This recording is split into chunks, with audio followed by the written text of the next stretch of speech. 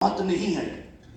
सबसे बड़ा डर है कि अगर मैं घायल हो गया, मेरे एक हाथ या पांव उड़ गया और मैं अपंग हो गया, then I'll have to depend on someone, my family. I'll be a big load on my family, and that is the biggest worry in a soldier's mind. Just imagine.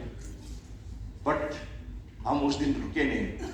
600 से शुरू किए थे और जैसे यहाँ बताया गया था, जब ऊपर पहुंचा 3 रात 4 दिन तक भूखे प्यासे, not one drop of water, not one morsel of food, not a wink of sleep, ठिठुर रहे हैं बिल्कुल ठंड में, -40 -50 degree Celsius, attack after attack coming. 600 आदमी जब ऊपर पहुंचे, हमने जब काउंट किया कि कितने लोगों के साथ काउंटर अटैक रोकना है दुश्मन का, हम सिर्फ 8 पहुंचे थे ऊपर। और इस 8 बंदों के साथ हमने 3 रात और 4 दिन बिताए अटैक को रोकते रोकते रोकते रोकते।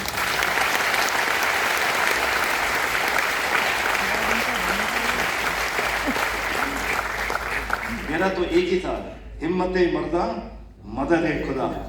अगर आपके पास हिम्मत है, आपका जो फोकस है बिल्कुल, तो खुदा भी आपको मदद करता है। And we kept fighting and there was a time when we were surrounded by the enemy. गालियां दे रहे थे, अब्यूज कर रहे थे, बोलते सफेद झंडा उठाओ, क्योंकि हमारी एम्युनिशन खत्म हो चुकी थी। मेरे पास 2 ही गोली बचे थे, बाकी के पास भी 1-2 गोली बचे थे 8 लोगों में से। और सडनली वहां से हमें चेतावनी मिली, वार्निंग मिली, बिकॉज हमारे पीछे जो बंदे बहुत पीछे जो डिप्लॉयड थे, उन्होंने देख के बताया कि सर 40 से 50 लोग काउंटर अटैक के लिए आ रहे हैं। मेरे तो यहाँ से पसीने छूटने लगे, अब कैसे बचेंगे। मैं यही सोचने लगा कि क्या मेरे बच्चे, मेरी बीवी, मेरे शक्ल को दोबारा देखने को मिलेगा उनको, क्योंकि दुश्मन आएंगे, बर्स्ट ऑफ फायर करके पूरा फेस को उड़ा देंगे, या बैनर से करके पूरा चिथड़े चिथड़े कर देंगे। क्या होगा? उस वक्त मैंने कहा रुक जाओ, थिंक पॉजिटिवली। और मैंने अपना पूरा सोचने का रुख बदल दिया।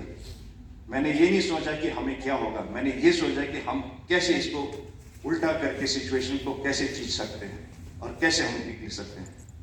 और इतिहास अगेन गवाह है कि घिरे हुए थे हम, भूखे प्यासे, एब्सोल्युटली टायर्ड। और उस वक्त मैं एडमिट करता हूँ, कन्फेस करता हूँ कि मैंने सारी दुनिया को मैंने गाली दी कि is this the way I have to go, like a wretched creature। किसी को पता भी नहीं होगा कि हम लोगों ने क्या सैक्रिफाइस किया, हमारे लोगों ने कितना सैक्रिफाइस किया। यहाँ पीछे तो लोग लड़ रहे हैं कि कौन सा पिक्चर देखना है या क्या करना है, कुछ और बात पे लड़ाई कर रहे हैं, और हमारा हालत क्या है उधर देखो।